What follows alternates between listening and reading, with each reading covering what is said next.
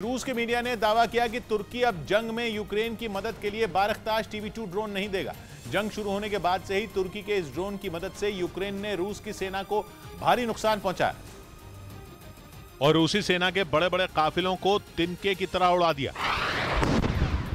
Ukraine ने कई बार यह दावा किया कि तुर्की का यह ड्रोन रूस की सेना का काल बन गया है, क्योंकि बारख्ताश TB2 ड्रोन के ताबड़तोड़ हमलों से कई मोर्चों पर पुतिन की सेना को पीछे हटने पर मजबूर होना पड़ा। लेकिन अब खबर है कि तुर्की यूक्रेन को अपना ये घातक ड्रोन नहीं देगा। मतलब ये कि ज़ेलेंस्की के एक मददगार ने जंग के बीच उनसे अपना हाथ छुड़ा लिया, अपने एक ऐसे हथियार की मदद रोक दी जिसने जंग में रूसी सेना के टैंकों और बख्तरबंद गाड़ियों के परखचे उड़ा दिए। रूस की मीडिया ने दावा किया कि तुर्की यूक्रेन पर बुरी तरह भड़का हुआ है, क्योंकि दावा किया गया कि यूक्रेन के एक बड़े अधिकारी ने तुर्की के ड्रोन की जमकर खिल्ली उड़ाई थी। इसका एक वीडियो भी सामने आया था।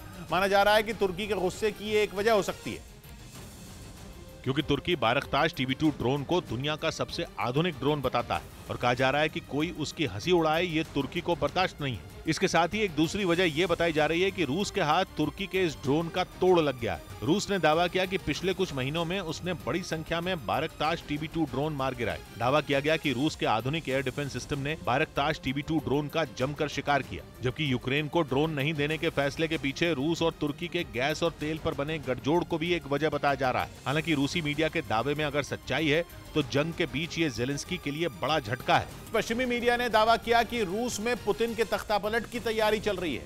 कहा जा रहा है जंग के बीच ही उनकी कुर्सी जा सकती है, क्योंकि पश्चिमी मीडिया का दावा है कि यूक्रेन के जोरदार पलटवार से पुतिन आग बबूला हो उठे और परमाणु युद्ध की तैयारी में है। ऐसे में अगर पुतिन ने जंग में अपनी नाक बचाने के लिए परमाणु हथियारों का इस्तेमाल किया तो इसकी कीमत पूरी दुनिया को चुकानी पड़ सकती है। दावा है कि इसी बात से डरे रूस के लोगों ने पुतिन के खिलाफ खड़े होने का मन बना लिया है। जंग 9वें महीने में पहुंच चुकी है, लेकिन पुतिन इसे अब तक खत्म नहीं कर पाए हैं। पश्चिमी मीडिया ने तो ये तक दावा किया कि पुतिन के सही रणनीति न बना पाने से रूसी सेना के कई अधिकारी भी नाराज हैं।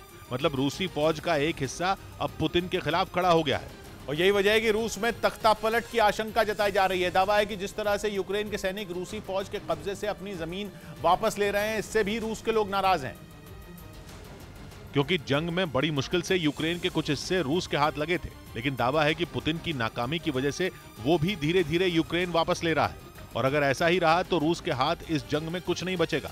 असल में पुतिन ने यूक्रेन पर हमले के समय जैसा सोचा था वैसा बिल्कुल नहीं हुआ।